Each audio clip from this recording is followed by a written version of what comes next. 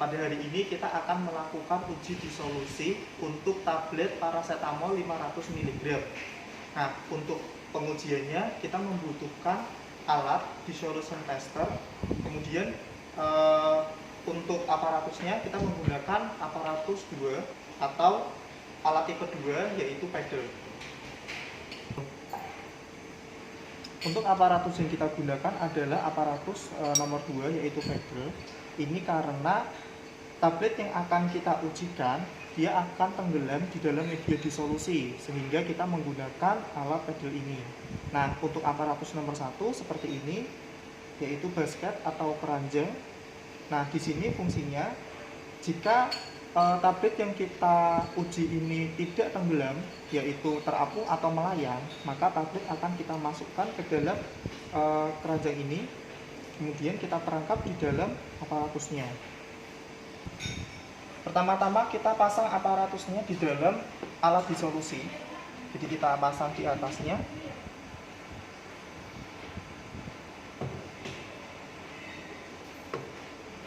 Kemudian kita atur untuk suhunya. Nah, suhu yang akan kita gunakan adalah suhu tubuh, yaitu sekitar 37 derajat Celcius. Kita pencet untuk bagian temperaturnya. Kemudian di sini suhunya masih menunjukkan suhu 34 derajat Celcius, maka perlu kita ganti dengan 37 derajat Celcius. Baik, kemudian kita hidupkan untuk pengaturan suhunya. Kita hidupkan untuk pengaturan suhunya dan kita enter. Sampai suhu ini menunjukkan 37 derajat Celcius. Kemudian kita atur juga untuk kecepatannya. Untuk kecepatan putarannya yaitu 50 rpm.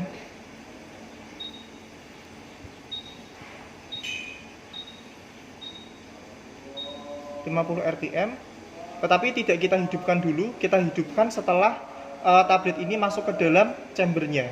Kita enter dulu.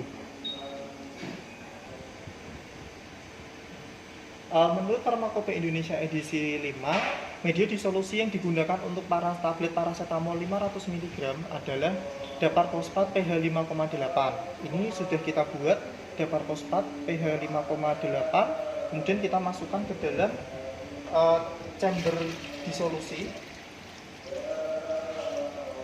Nah, media disolusi yang kita butuhkan adalah 900 ml. Nah, setelah semua media disolusi kita masukkan ke dalam chamber, kemudian kita turunkan alat disolusi ini. Kita turunkan perlahan-lahan sambil kita pegang untuk tutupnya agar tutupnya ini tetap berada di atas. Setelah alat ini turun, kita masukkan pipa pengambilan sampel. Kita masukkan pipa pengambilan sampel. Pipa ini untuk tinggi pengambilan sampelnya disesuaikan dengan tinggi permukaan media dan tinggi ujung pedalnya. Jadi ujung pedal yang bagian atas ini dengan medianya. Nah, untuk pipa pengambilan sampel ini berada di tengah-tengah antara permukaan media dan pedal. Setelah semua peralatan siap, kita masukkan tablet. Untuk sampel tablet yang kita gunakan ada 6 sampel untuk tahap pertama. Jadi sesuai persyaratan dalam Farmakope Indonesia bahwa untuk uji disolusi tahap pertama yang digunakan, tablet yang digunakan adalah 6 tablet.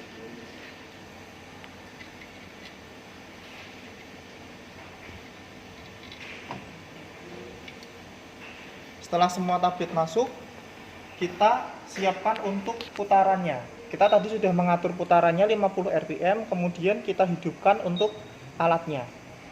Nah, di sini alat sudah mulai berputar. Kemudian kita mulai menghitung waktu disolusi. Untuk pengambilan cuplikan sampel yang kita butuhkan 6 kali pengambilan sampel, yaitu pada menit ke-5, 10, 15, 20, 25, dan 30. 30 menit adalah waktu yang dibutuhkan untuk disolusi paracetamol sesuai dengan Farmakope Indonesia edisi 5. Setelah 5 menit, kita ambil untuk sampel pada cuplikan waktu pertama. Kita ambil sebanyak 5 mili. Pengambilan 5 mili ini disesuaikan dengan instrumen yang akan kita gunakan. Jadi sampel yang kita pakai adalah 5 mili. Setelah kita ambil 5 mili, kemudian kita masukkan cuplikan sampel ini ke dalam tabung reaksi. Kita masukkan ke dalam tabung reaksi. Untuk cuplikan media yang sudah kita ambil 5 mili, kita gantikan dengan media yang baru. Kita ambil media yang baru sebanyak 5 mili atau sebanyak volume yang sama. Fungsi pengambilan ini adalah agar volume dalam media disolusi yang sudah kita ambil tadi tetap 900 mili atau tetap sesuai dengan volume awalnya. Kita lakukan pengambilan sampel ini pada menit berikutnya, yaitu menit ke-10, 15, dan seterusnya hingga menit ke-30. Ini adalah pengambilan terakhir, yaitu pada menit ke-30. Caranya sama, tetap kita ambil sampel sebanyak 5 mili. Kita ambil sampel sebanyak 5 mili. Nah, karena ini pengambilan terakhir, berarti tidak perlu kita gantikan lagi dengan media yang baru. Sampel kemudian kita masukkan ke dalam tabung reaksi. Setelah semua sampel terambil, berikutnya kita lakukan analisis menggunakan spektrofotometri. Nah, setelah kita melakukan disolusi, berikutnya sampel yang sudah kita ambil ini kita analisis dengan spektrofotometri. Untuk alatnya kita menggunakan spektrofotometer, kemudian kita hidupkan dulu alatnya, baru kita masukkan sampelnya. Ini adalah alat spektrofotometer, kemudian sudah kita hidupkan dan akan kita setting melalui Nah, pertama-tama kita lakukan koneksi antara PC dengan alat spektrofotometer. Ini kita konekkan dulu. Kita pencet pada tombol connect. Setelah connect, kita lakukan pengaturan. Jadi untuk panjang gelombang maksimal sebelumnya sudah ditentukan, sehingga kita hanya perlu menganalisis sampel saja. Panjang gelombang maksimal yang akan kita gunakan adalah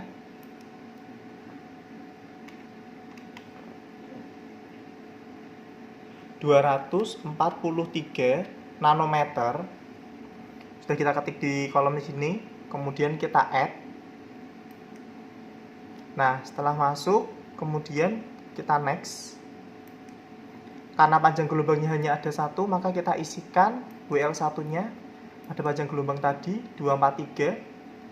Kemudian next. Kita next lagi.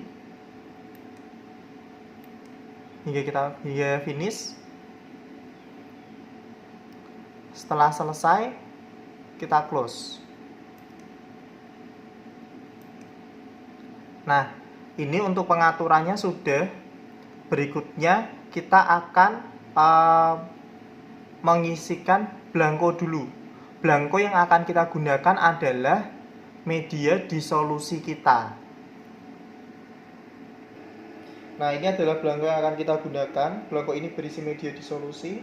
Kemudian kita masukkan ke dalam kuvet.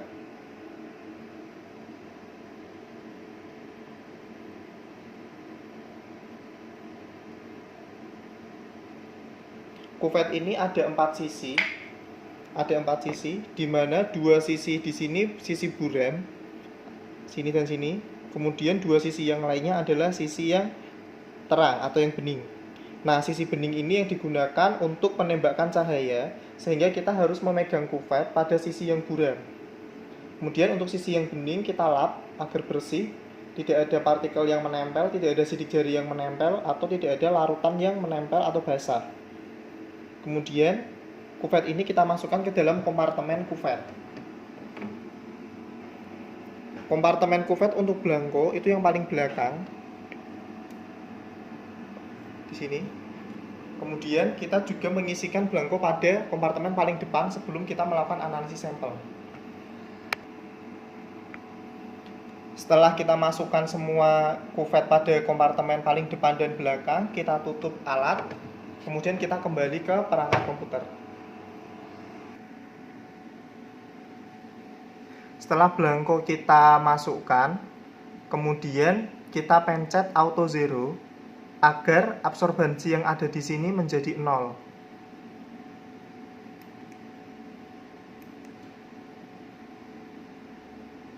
Auto zero ini fungsinya untuk mengkalibrasi bahwa yang akan kita analisis adalah senyawa yang ada di dalam pelarut, sehingga kita menggunakan pelarut sebagai belangkonya. Nah, jika belum 0, maka harus kita auto zero lagi.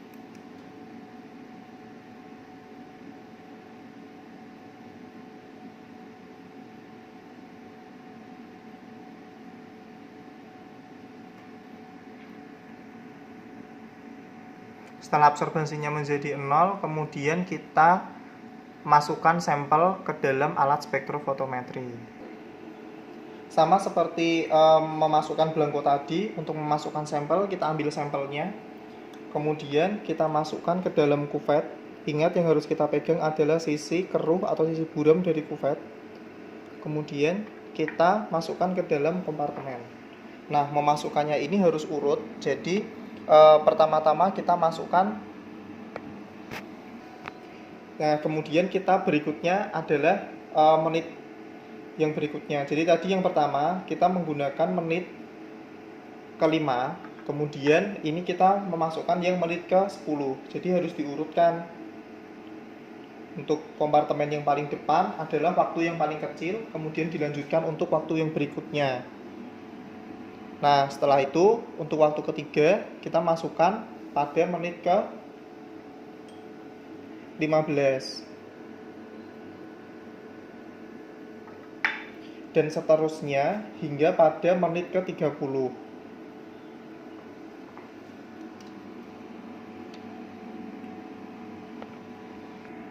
Setelah semua masuk atau semua kuvet masuk ke kompartemen, kemudian kita baca serapan cahayanya melalui perangkat komputer. Jadi semua sampel sudah masuk ke dalam kuvet, kemudian semua kuvet sudah dimasukkan ke dalam kompartemen pada alat spektrofotometri. Berikutnya kita memasukkan data pada sampel tabel. Nah, data yang masukkan adalah data sampel pada cuplikan waktu. Jadi untuk sampel ID-nya kita sesuaikan dengan cuplikan waktu, yaitu yang pertama menit ke-5, kemudian berikutnya menit ke-10, menit ke-15, menit ke-20, menit ke-25, dan menit ke-30. Nah, jadi kita tekan pada tombol read ang ini.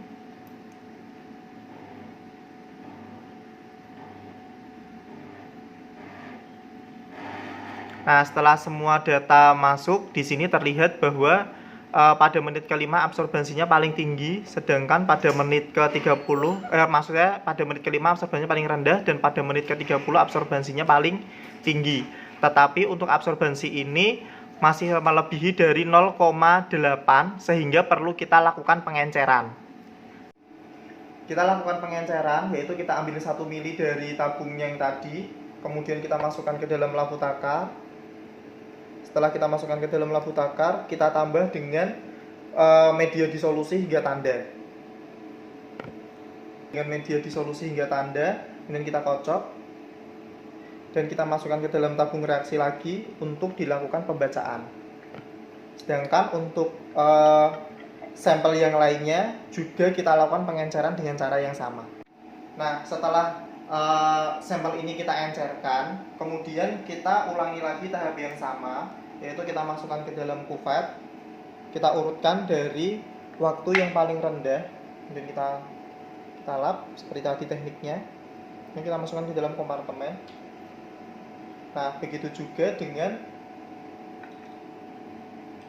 menit berikutnya, sampel cuplikan menit berikutnya.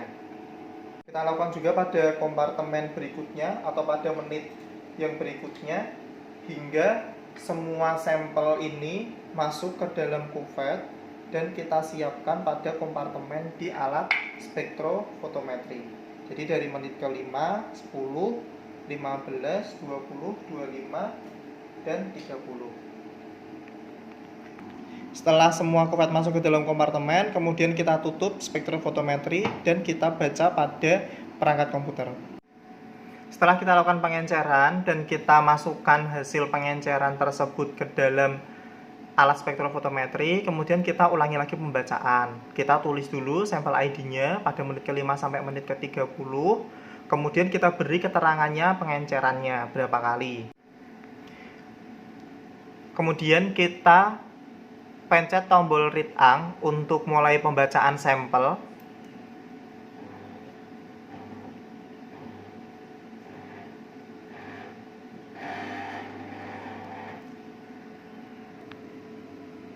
Di sini terlihat bahwa untuk absorbansi pada menit ke-5 itu paling kecil, sedangkan pada menit ke-30 ini paling besar. Di sini ada kenaikan absorbansi atau kenaikan kadar, menunjukkan bahwa paracetamol sedikit demi sedikit mulai terlarut hingga mencapai kadar tertentu pada menit ke-30. Demikian pengujian disolusi untuk sediaan tablet paracetamol dari saya. Terima kasih. Wassalamualaikum warahmatullahi wabarakatuh.